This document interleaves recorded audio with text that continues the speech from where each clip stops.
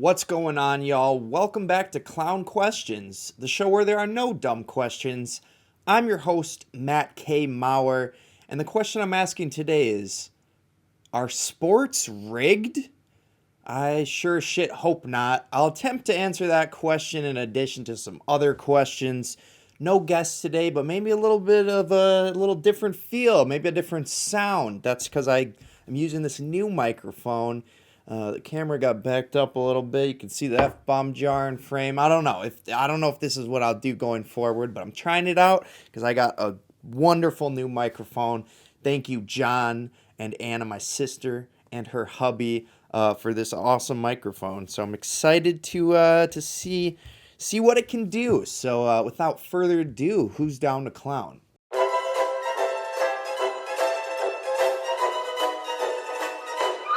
That's a clown question, bro.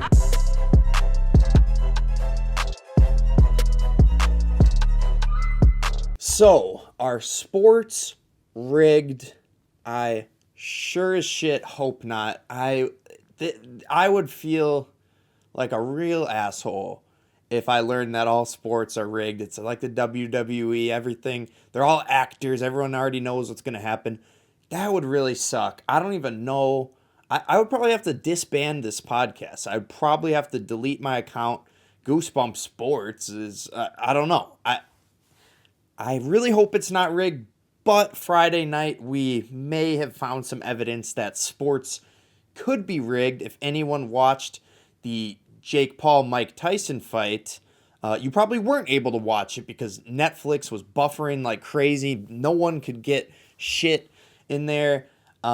But obviously, Jake Paul won decisively, unanimously. But it was weird because it didn't look, obviously, we knew we weren't going to see prime Mike, but it really looked like he was holding back. If you look at the training videos and compare him to the real fight videos, he looks twice as slow. He looks twice as old. It's crazy.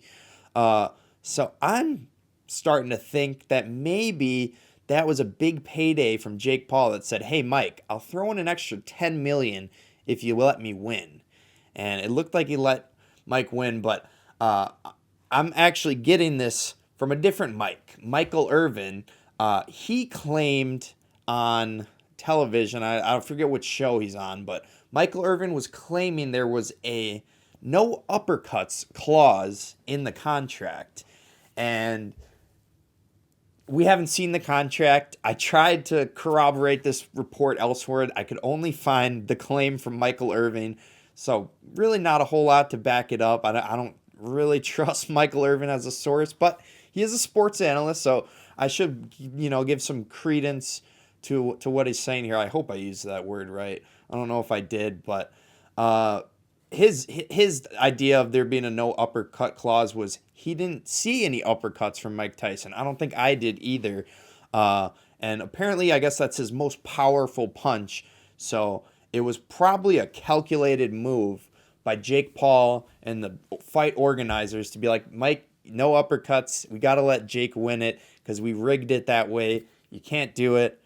And yeah, I hate that I'm talking about this fight. I hate that the thumbnail for this video is Jake and Mike because that fight pissed me off so much.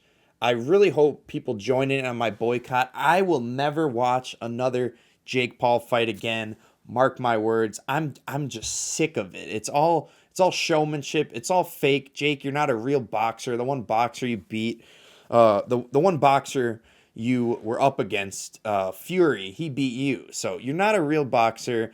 It's elder abuse what you did to Mike Tyson. But where was I? Oh yeah, I'm boycotting Jake Paul fights. And I'd like to boycott Netflix, but they got a lot of good stuff in there. But yeah, Netflix is obviously under fire. 60 million people tuned in to watch this fight, and millions upon millions of people couldn't watch it because the fight was buffering. It kept getting stuck at 25%. But this is interesting because there was a Florida man, of course, is very famous, but Florida man files lawsuit against Netflix over the Tyson-Paul fight streaming issues. The complaint brought by Hillsborough County resident Ronald Blue Blue in quotes, Denton, alleged breach of contract and unfair deceptive actions on behalf of Netflix when users were faced with an unwatchable live stream during Friday's event. I believe he's seeking like $50 million in the lawsuit. So, I mean, good for Blue Denton. That's a really dope name, by the way. Blue Denton. That sounds pretty cool, in my opinion.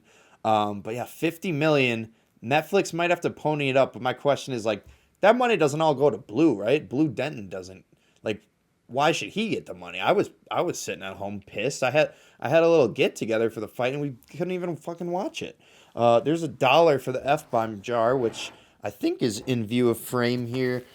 So I will just add to that charitable cause. But yeah, hoping Blue Denton wins that lawsuit. Maybe that obviously they're not going to give him 50 million. Maybe they make it a class action and I could join in on the suit. I'd like to get some money from Netflix. That would be nice. Let's move on here with my next question. Do we need divisions? I think we might. And I've been talking about this, how the whole super conference thing doesn't make sense. How come as the conferences grow larger and larger, we eliminated divisions completely? I can understand it from a Big Ten perspective because you had Michigan and Ohio State in that same division. So you always had Ohio State or Michigan just beating up on whoever the terrible, team out of the Big Ten West was in that championship game. But I kind of think we need to bring them back. I think you can separate these big teams, but I should answer the question, why might we need divisions? That would probably be a better way to start this. It's because 2 days later, I don't think it was either on Sunday or Monday. I think they should have known immediately, but basically 24 to 48 hours later, the NCAA announced that Oregon has clinched a Big Ten championship berth after a, quote, comprehensive evaluation, end quote. That was so weird to me because why do you need to evaluate anything? Shouldn't it all be built in the rules? Shouldn't you know exactly when someone clinches? Usually when someone clinches a berth for the playoffs, or in this case, the Big Ten championship game, you know right away. It should have been right after they beat Wisconsin. Shout out Wisconsin for staying in that game, by the way. But right when they won that game, they should have known, and they've clinched a Big Ten championship berth. The fact that it takes you a comprehensive evaluation to determine whether or not they're in the championship game is just stupid. How do you not already have this in the rule book? I guess they don't have enough tiebreakers, so maybe it goes to a committee vote or some stupid shit like that. But I don't know. I don't know if divisions could solve the problem, but I know adding a division would bring in another built-in tiebreaker. You got division record. You can still go by conference record and overall record, and then division record would be a third tiebreaker where you could, maybe make this easier. You don't have to get a comprehensive evaluation. But yeah, I understand people not wanting too many good teams in one division in a conference, because that could lead to someone getting left out and then someone getting their ass kicked in the championship game. So I don't know if it solves the problem, but I still feel like to people that are like, oh, we can't make these divisions, you might get two good teams. Just separate the best teams. Don't put Georgia and Bama in the same division. Maybe even like you could do a relegation system, like in the EPL. You change the divisions each year. Like, oh, now that Michigan sucks, we can move them back to Ohio State's division. Stuff like that. I don't know. Just an idea. I just think it's hilarious that they needed to make a comprehensive evaluation to determine that Oregon is in fact in the Big Ten championship. That should have been knowledge that you know immediately. So bring back divisions in college football. The super conferences could use it. Let's talk some basketball. And my basketball related question is, who really won? As I make an awkward pause to take a drink out of this glass bottle, I will attempt to answer this question. Who really won? I'm just realizing now that I didn't look up the opponents, which is something I would need to know to determine who won these games. But basically, In the NBA, we've had 3 different game winners this past week. Great. Who doesn't love a good game winner? 2 of them buzzer beaters. One of them was Damian Lillard winning it for the Bucks. But all 3 of those, after the fact, the NBA came out and announced that, yeah, technically that shouldn't have been a game winner. They announced that Jason Tatum traveled on his buzzer-beating 3. They also announced that Julius Randle traveled on his buzzer-beating 3. The NBA also announced that Giannis stepped out of bounds right before Damian Lillard's game winner. None of these should have counted. The Rockets should have won. I forget who they were playing, and that really is awkward. But the Celtics, T-Wolves, and Bucks should have lost. That was my point. They didn't technically really win. Those weren't really game winners. Those are buzzer beater game winners with an asterisk there. They didn't really win. But let me answer in the more broad scope of basketball. Who really won? We did. We, the people, have won. Maybe some executives saw one of my previous podcasts where I was banging on the table for inside the NBA. We, the people, have done it. We've brought it back. They've heard our cries, our pleas to keep this incredible halftime show on television, and it will live. TNT obviously will not be broadcasting NBA games. That's done and settled. Amazon Prime took all their stuff. But ESPN and ABC will be licensing the Inside the NBA show. So we will get to see Chuck, Shaq, Kenny the Jet, and EJ on that show next year. This will not be a farewell run for them. Obviously, I'm glad the show is staying. The only bad part about that is they don't have the whole, the 2 weeks notice thing where they're extra, extra. I'm at a loss for words here. Where they're overly zealous in their comedic approach, I guess is what I'm trying to say here. But who cares? We've got it back, and that's that. Let's keep talking some NBA with this next question. Who's breaking records? A lot of people. Well, technically only one of these is a record. I don't know. There's a lot of records that, I don't know if you technically consider them a record. Here's an example. James Harden has passed Ray Allen for the second most three-pointers made in a career ever. See, that's not technically a record. The record is Steph Curry. Steph Curry has the most. That's the record. So Harden didn't technically, break a record, but second most threes of all time. He's apparently the second greatest shooter of all time now. But obviously, a reporter had to ask him about Curry. And here's James Harden's quote. "I'm one of the most confident guys that we have in this league, but no, I probably won't catch Steph. I don't think anybody will. He can shoot the shit out of the ball." Well said by James Harden there. Congrats for passing Ray Allen. What were the other records? We had LeBron James with 4 straight triple-doubles. He became the oldest player ever that was his career high.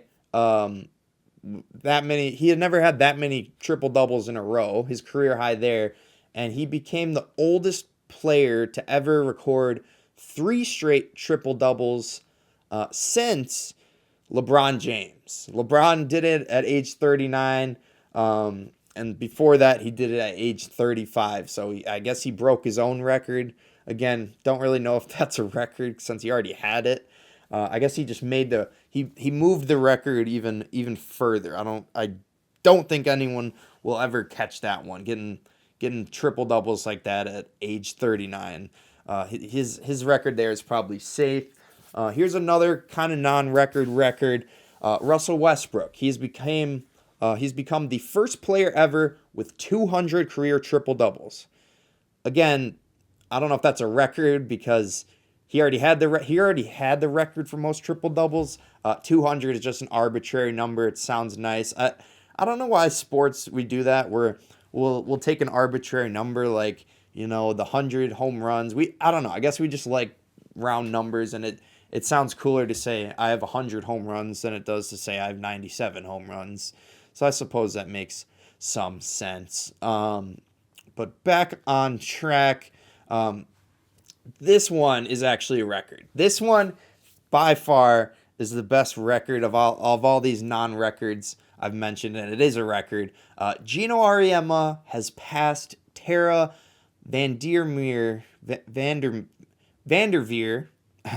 for most wins all time. He now has 1,217 wins as a college basketball coach, passing Tara Vanderveer, who was a multi-time national champion with Stanford. And yeah, nothing else I can say other than GOAT. The greatest, obviously greatest women's basketball coach in history, but I mean, greatest coach ever in basketball history. I mean, that's the men's and the women's record. Obviously, Gino's had some dominant women's Huskies basketball teams. And yeah, he will probably continue that dominance now that Miss Caitlin Clark is in the league. So he'll probably get another ring this year. But yeah, congrats, Gino. Most all-time wins by any coach ever in basketball, in at least college basketball. That's probably beats the NBA record as well. Let's stop talking basketball. No one cares about basketball. It's November. Let's talk football. And that question, I have two actually football questions. They're both related to the city of New York, the Big Apple. The first one being, why do the Jets suck? I wish I had an answer. I've been looking for answers everywhere. I have none.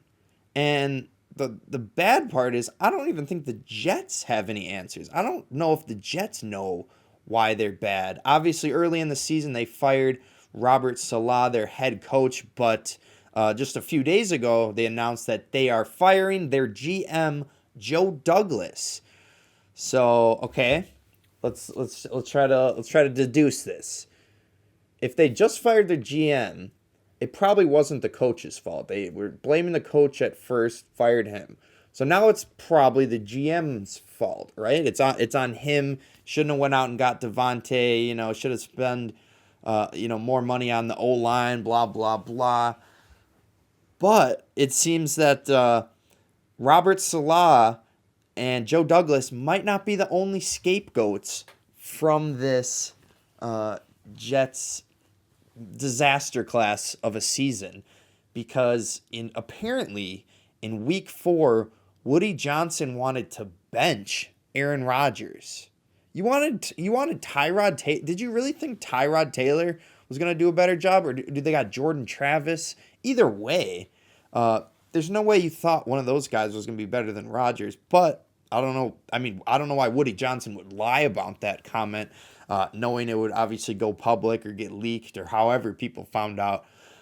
So it seems like Woody is prepared to make Rodgers the new scapegoat after making Joe Douglas the new scapegoat, formerly because Robert Saleh was the original scapegoat. But yeah, Woody Johnson, inventor of the Johnson & Johnson vaccine.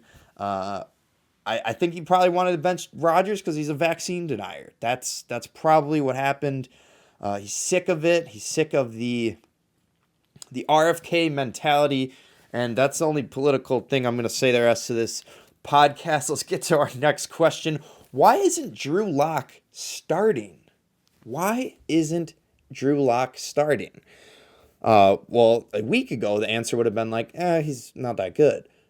But this week, the answer is because the Giants are trying to tank. The Giants announced this week that they are benching Daniel Jones for Tommy DeVito. Tommy DeVito, the gabagool, Tommy. I'm a Tommy with Sean Shalato, a little gabagool on. Fun fact: you cannot be racist against Italians because they are white. I think that's how that works. Yeah. So Tommy Cutlets is the new starting quarterback for the New York Giants. But at the same time, they also announced that Daniel Jones will be QB3. That's whatever. They want to move on from Daniel Jones, so they're not even giving him a chance.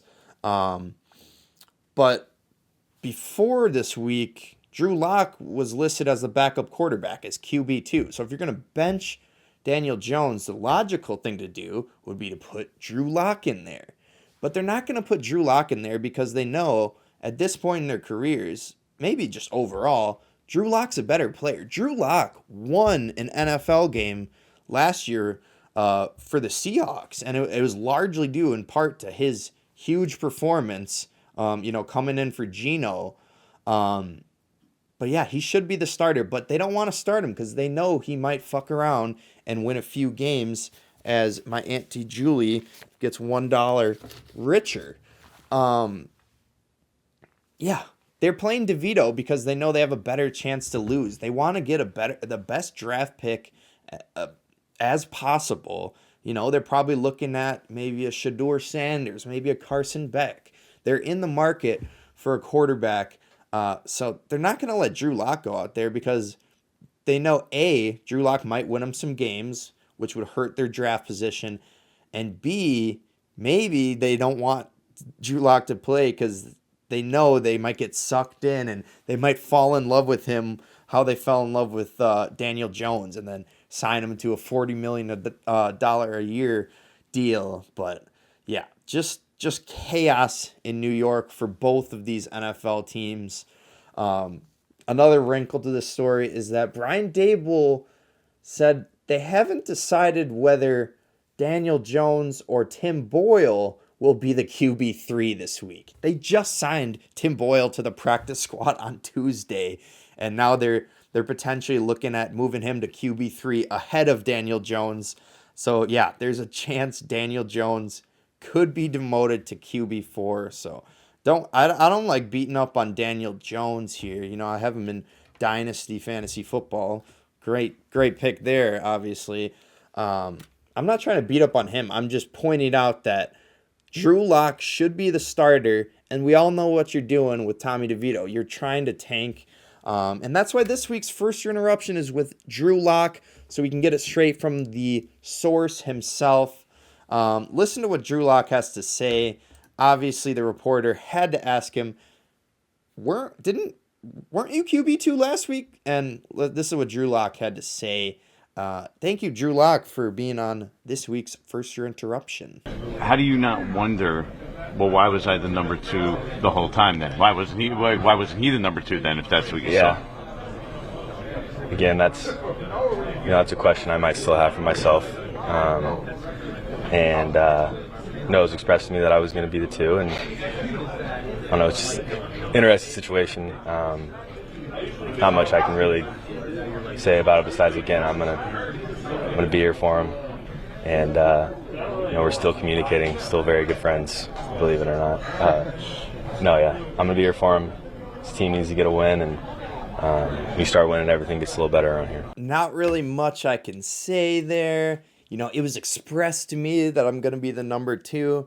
He's like, not much I can say on it. He couldn't say much because he knows the answer to that reporter's question. The answer is they're trying to tank. But you can't say that. There'll be an investigation. The Giants will fire you. They'll try to blackball you from the league. So you can't say it. But that's exactly what's happening.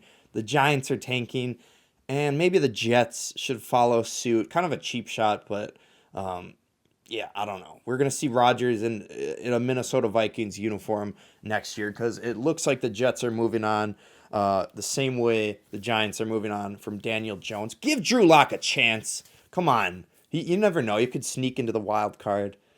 Obviously not. They're probably mathematically eliminated at this point. But, yeah. And for those who don't know, Drew Lock has a horse cock. I should have mentioned that from the jump. That's how you know he's a great quarterback. I don't know why I brought that up. I just thought there might be a few people who didn't know that Drew Lock had a horse cock, so I thought I would tell them. I was mainly talking to the King. By the way, King, I'm sorry. He's been clamoring He's been itching to get back on the podcast. I need to get you back on. These past 2 weeks, I have had no one because I've been bad planner.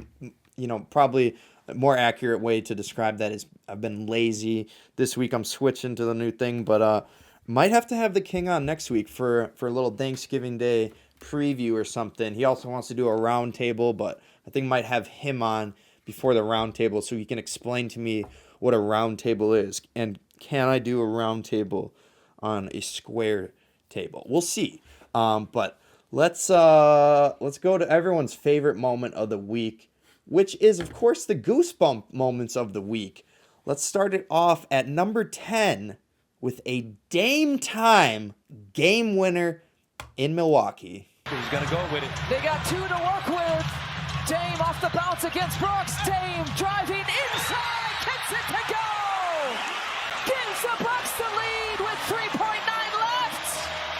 Dame time. Number 9, J.K. Dobbins runs it in to win it for the Chargers.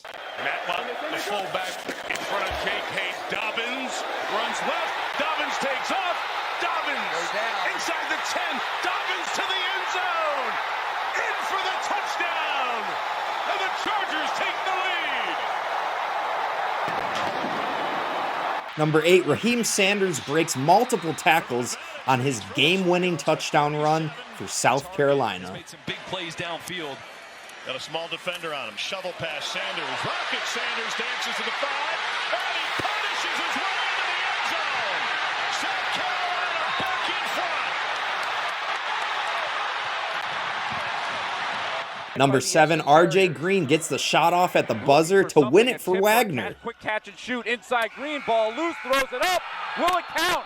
I don't know if it counted. They're saying it does on the floor, but they're going to review it. That ball got tipped around. There's celebration in the corner, but I think there's a lot to review here. Number 6, Geno Smith runs in the game winner with just 13 seconds on the clock. Under 20, Smith back to throw. Smith takes off. Geno Smith, end zone ahead. Touchdown Seattle. With 12 seconds, Geno Smith again puts the Seahawks on his back. Number 5, Carl Brooks' block wins it for the Packers. And it's blocked! Oh my goodness, the Packers block it, and they're gonna win!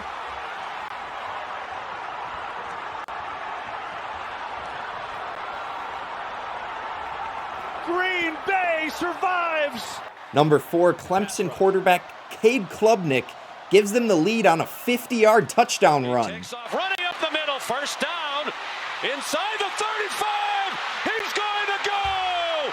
Cade Klubnik, touchdown Clemson, 50 yards! Number 3, Jason Tatum hits the 3 at the horn to win it for Boston. Pushed down by Mitchell, no foul. Tatum's got to go in a hurry. He pulls up. Yes!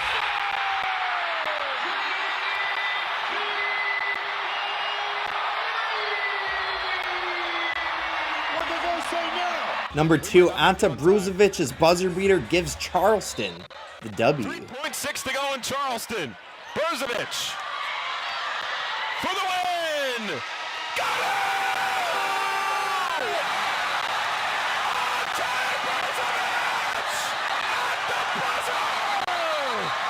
Ante Brzovic! Number 1 moment of the week, Julius Randle beats the buzzer to win it for the T-Wolves. Over to Randall. Randall got it off in time. Oh, he's cold-blooded! Timberwolves win!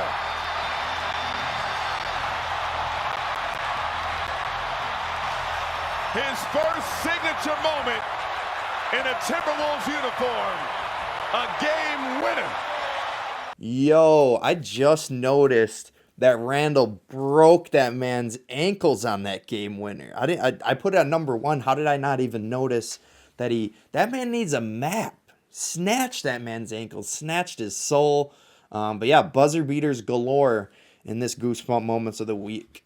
Good to see Julius Randle succeeding immediately for the Timberwolves. He's had a rough go of it in New York these past couple of years, so Seeing him happy made me happy. I don't know why. I'm not like a Julius Randle fan or anything. It just kind of, I don't know. I guess it's just kind of, maybe he's been a little mistreated by the New York organization. So it's good to see him to succeed.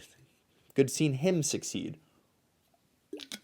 Let's finish out this new show that hopefully goes well with this new microphone. Thank you again, John and Anna. Appreciate that. But let's end the show as we usually do with a TNF pick. Thursday night football. This week we got Steelers at the Browns. The Steelers are 3.5-point favorites. That is going to be my pick. My pick is Steelers minus 3.5. I really want to pick my man Jameis Winston and the Browns here. But I can't deny the Steelers have maybe the best defense in the entire NFL. So yeah, I can't even lie. This team is a legitimate Super Bowl contender, and it's I can't fumble on the last word. This team is a legitimate Super Bowl contender, and perhaps it's because the Steelers did something that Justin Fields haters had been clamoring for weeks. Let Russ cook.